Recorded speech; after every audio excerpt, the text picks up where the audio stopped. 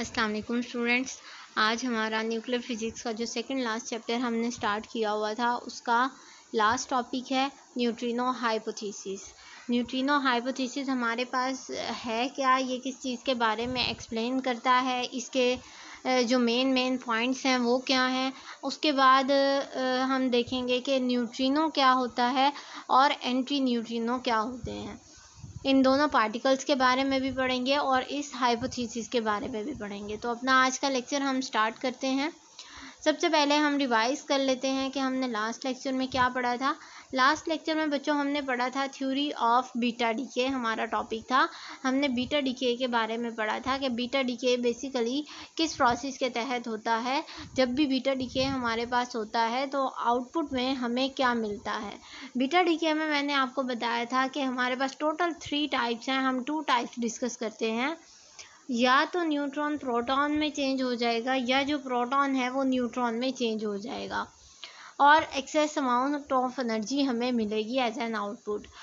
और इसके अजम्पशंस के बारे में हमने पढ़ा था। बीटा डीके की जो थ्योरी थी उसके अजम्पशंस के बारे में हमने पढ़ा था। मेन अजम्पशंस जो थे वो हमने डिस्कस किए थे। उसके बाद हमने क्यूरी प्लॉट और फर्मी प्लॉट को डिस्कस किया था कि हमारे पास स्ट्रेट लाइन आनी चाहिए, लेकिन अलाउड रीजन और फॉरबिडन ट्रांजिशन दोनों के लिए हमारे पास स्ट्रेट लाइन आई थी एक्सपेरिमेंटली और थ्योरेटिकली।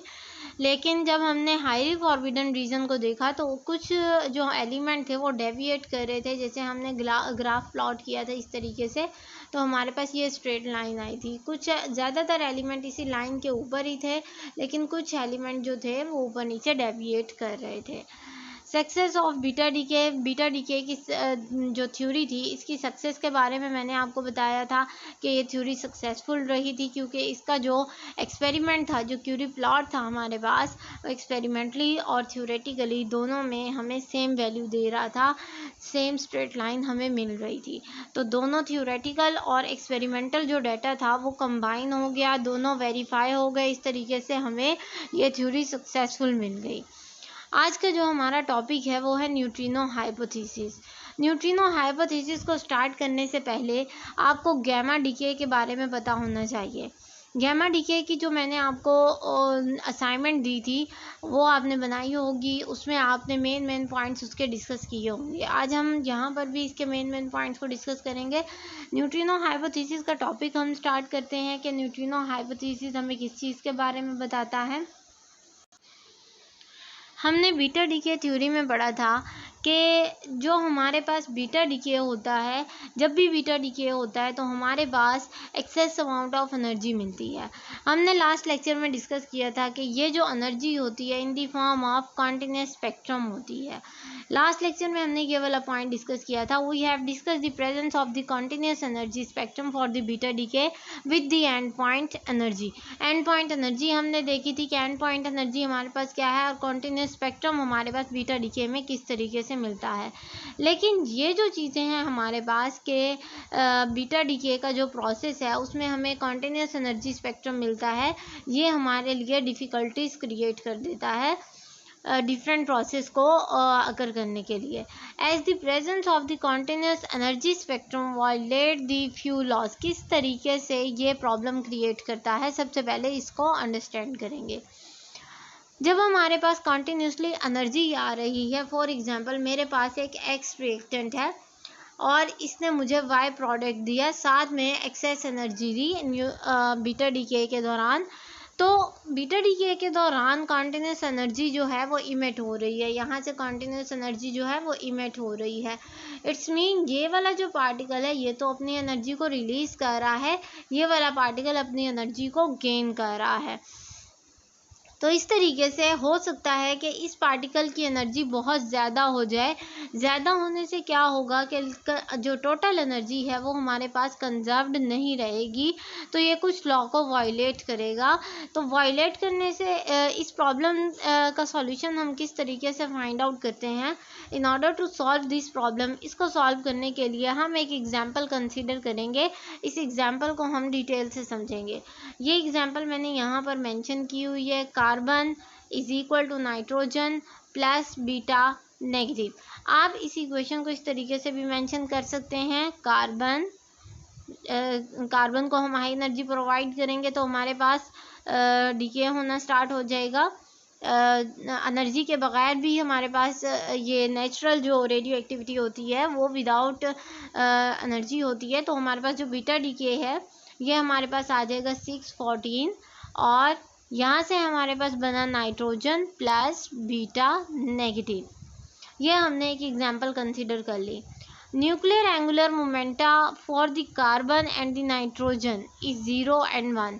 अब देखिए न्यूक्लियर एंगुलर मोमेंटा जो हमने दिया हुआ है न्यूक्लियर के पॉइंट ऑफ व्यू से, जो इनका मोमेंटम है वो कार्बन का कितना है 0 और नाइट्रोजन का कितना है 1। ये हमने रिस्पेक्टिवली कंसीडर किया for the carbon and the nitrogen.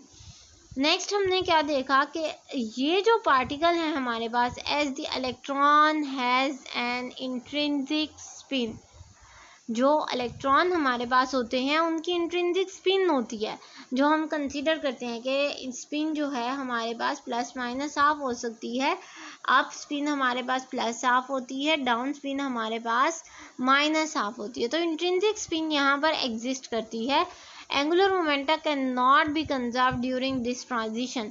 अब इसका क्या मतलब हुआ, देखें जो बीटा डीके होता है वो होता है न्यूक्लियस से स्टार्ट, मतलब न्यूट्रॉन प्रोटॉन में चेंज होगा या प्रोटॉन न्यूट्रॉन में चेंज होगा, लेकिन इसके चेंज के दौरान जो पार्टिकल इमिट होगा उसे आउटर ऑर्बिट से बाहर निकलना है। मींस न्यूक्लियस से बाहर निकलना है तो आउटर ऑर्बिट से वो इंटरेक्ट करेगा। आउटर ऑर्बिट में क्या चीज़ मौजूद है, आउटर ऑर्बिट में नेगेटिव पार्टिकल मौजूद हैं, इलेक्ट्रॉन मौजूद हैं। इलेक्ट्रॉन की हम कह रहे हैं कि इंट्रिंसिक स्पिन मौजूद होती है और यहाँ से जब पार्टिकल निकलेगा तो यहाँ से स्पिन के साथ इंटरेक्ट करेगा। अब क्या होगा कि इसका जो मोमेंटम है, जिस स्पीड से ये पहले निकल रहा था, अगर मैं लीनियर मोमेंटम की बात करूँ P=mv, तो जिस मोमेंटम से ये पहले निकल रहा था, जब ये इलेक्ट्रॉन की स्पिन के साथ इंटरेक्ट करेगा, स्पिन का मतलब है अपने एक्सिस पर मूव करते रहना, जब ये इसके साथ स्पिन के साथ इंटरेक्ट करेगा तो डेफिनेट बात है कि इसके पार्टिकल में भी मूवमेंट में कुछ ना कुछ चेंजिंग आएगी। तो हम यहाँ पर कह सकते हैं कि जिस मोमेंटम से ये यहाँ से बाहर निकला था, मींस अपने इनिशियल पॉइंट से बाहर निकला था, फाइनल पे उसका वो मोमेंटम नहीं रहेगा। क्यों? Due to intrinsic spin of electron. तो इसका मतलब साफ है यहाँ पर कि एंगुलर मोमेंटम जो था वो यहाँ पर डिस्टर्ब हो गया। हम पढ़ते हैं law of conservation of angular momentum, कि जो एंगुलर मोमेंटम को हम रिप्रेजेंट करते हैं एल से। जो इनिशियल मोमेंटम है, law of conservation of angular momentum हमें किस चीज़ के बारे में बताता है कि जो इनिशियल मोमेंटम है हमारे पास वही फाइनल मोमेंटम होगा, लेकिन यहाँ पर जो इनिशियल मोमेंटम है वो हमें फाइनल मोमेंटम नहीं मिल रहा। तो इस तरीके से law of conservation of angular momentum इस केस में वायलेट हो गया। इसके अलावा nitrogen and the beta negative, ये जो बी नेगेटिव मैंने लिखा हुआ है इसे आप मेंशन करेंगे इस तरीके से, बीटा बनाकर इसके ऊपर negative sign. Beta negative are fermion, ये दोनों फर्मियोन हैं। मीन्स जो हमें आउटपुट मिली है नाइट्रोजन और बीटा, ये दोनों फर्मियोन पार्टिकल हैं, पॉली एक्सक्लूजन प्रिंसिपल को ओबे करते हैं। वाइल द कार्बन, कार्बन जो है हमारे पास वो तो एक बोसॉन पार्टिकल है, tend to condense in the ground state, mostly ground state में एग्जिस्ट करता है। दीज डिफ़िकल्टीज वर एलिमिनेटेड, इसका मतलब है यहाँ पर हमें बहुत सारी डिफ़िकल्टीज आ रही हैं। तो ये जो डिफ़िकल्टीज़ हैं ये किसने रिमूव की? पॉली ने रिमूव की इन 1933।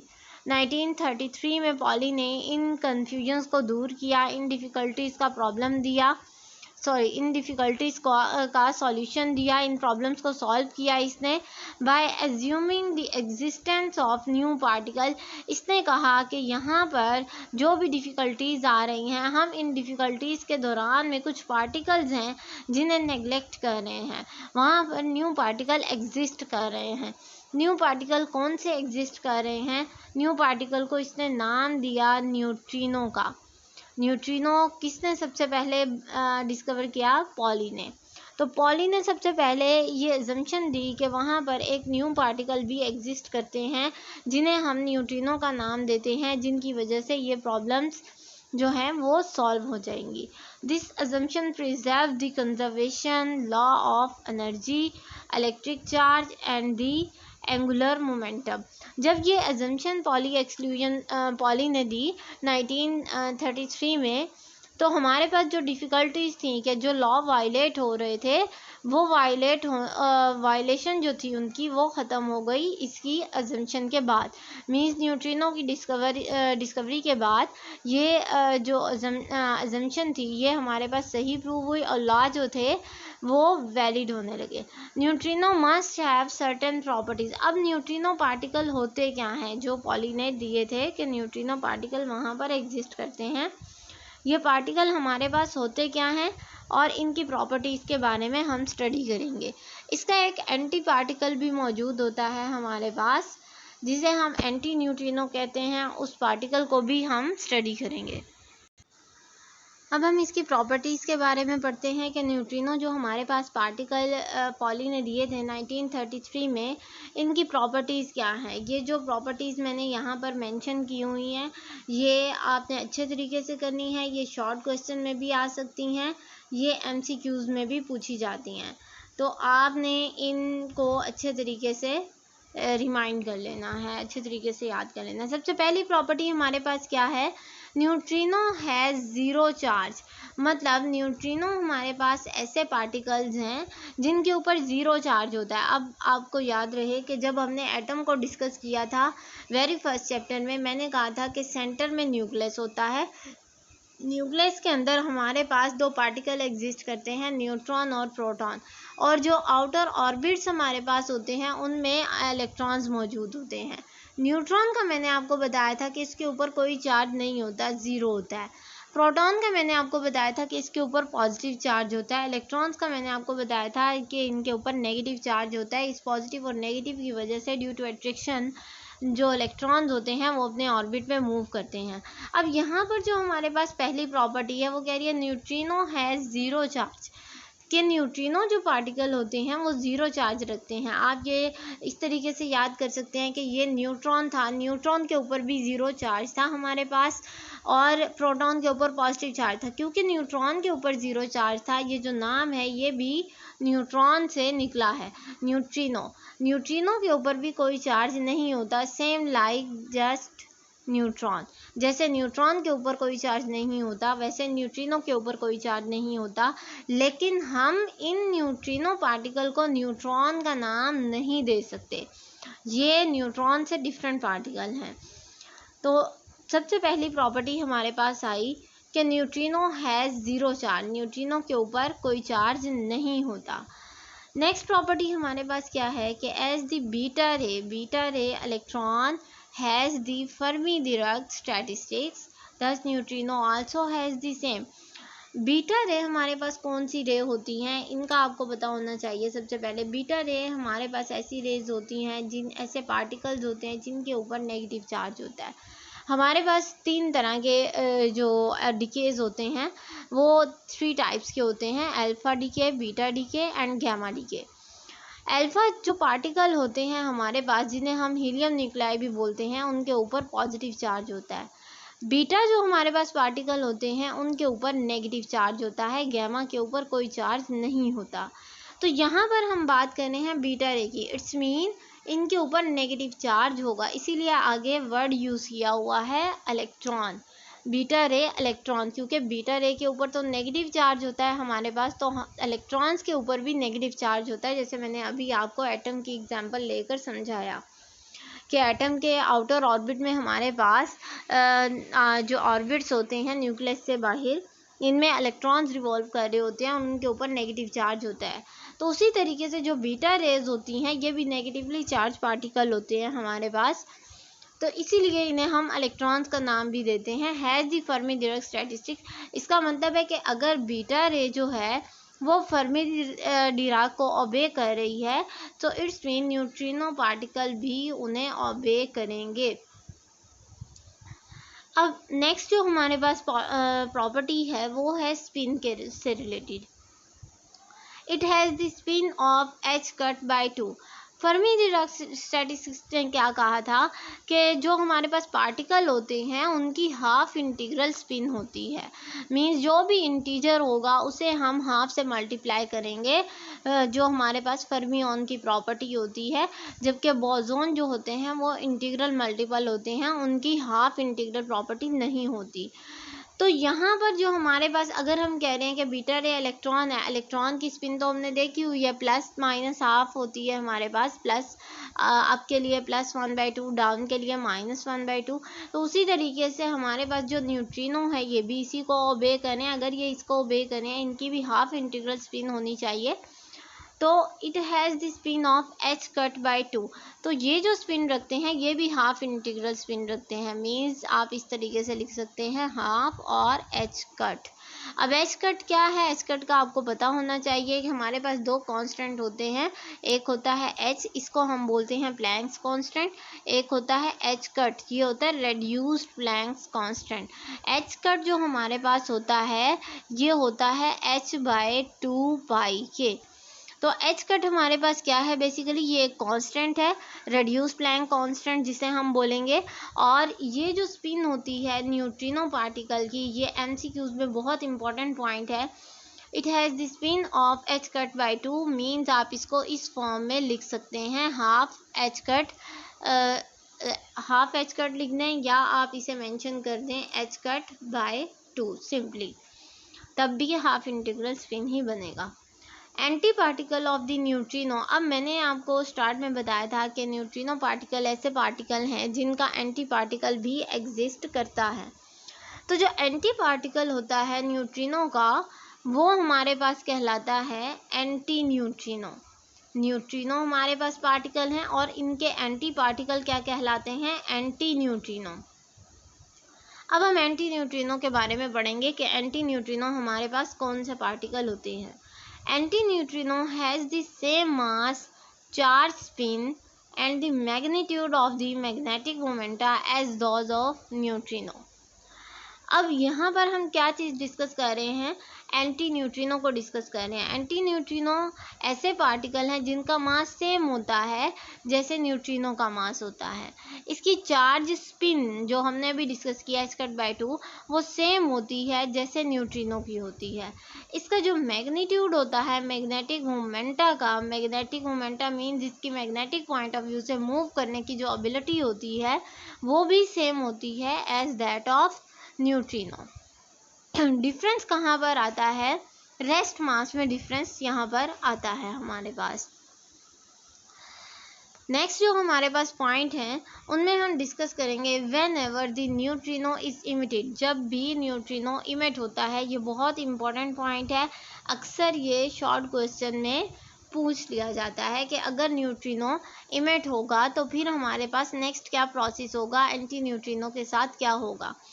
तो जब भी हमारे पास न्यूट्रिनो पार्टिकल इमिट होते हैं तो हमारे पास एंटी न्यूट्रिनो पार्टिकल के साथ क्या होता है, जैसे मैंने कहा कि एंटी न्यूट्रिनो एंटी पार्टिकल हैं किसके, न्यूट्रिनो के।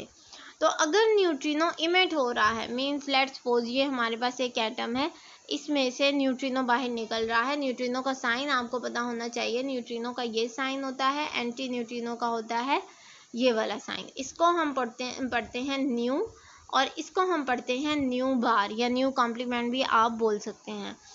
तो फर्स्ट पॉइंट हमें बता रहा है कि जब एंटी न्यूट्रिनो इमिट होगा, न्यूट्रिनो इमिट होगा तो एंटी न्यूट्रिनो एब्जॉर्ब होगा और इसका इन्वर्स प्रोसेस भी पॉसिबल है। अब ये इसको हम किस तरीके से समझेंगे, फॉर एग्जांपल मैंने एक एलिमेंट ले लिया, एक एटम ले लिया, एटम में से जो न्यूट्रिनो है ये इमिट हो रहा है, ये न्यूट्रिनो है हमारे पास, ये एंटी न्यूट्रिनो नहीं है, न्यूट्रिनो इमिट हो रहा है। न्यूट्रिनो और एंटी न्यूट्रिनो दोनों एंटी पार्टिकल हैं। अगर ये यहाँ से बाहर निकल रहा है, इमिट हो रहा है, इट्स मीन एंटी न्यूट्रिनो इसका रिवर्स प्रोसेस होगा, क्योंकि वो इसका एंटी पार्टिकल है। तो एंटी न्यूट्रिनो को इसमें एब्जॉर्ब होना चाहिए, एंटी न्यूट्रिनो यहाँ पर एब्जॉर्ब होगा और ये न्यूट्रिनो यहाँ से बाहर निकलेगा। इसका इन्वर्स प्रोसेस भी पॉसिबल है। इन्वर्स प्रोसेस कैसे पॉसिबल है, लेट अस कंसीडर दैट हमने एक एटम ले लिया, एटम लेने के बाद यहाँ से एक न्यूट्रिनो एंटी न्यूट्रिनो इमिट हो रहा है। पहले हमने क्या कहा था, ये न्यूट्रिनो इमिट हो रहा है, यहाँ से न्यूट्रिनो आ रहा है बाहर और एंटी न्यूट्रिनो एब्जॉर्ब हो रहा है।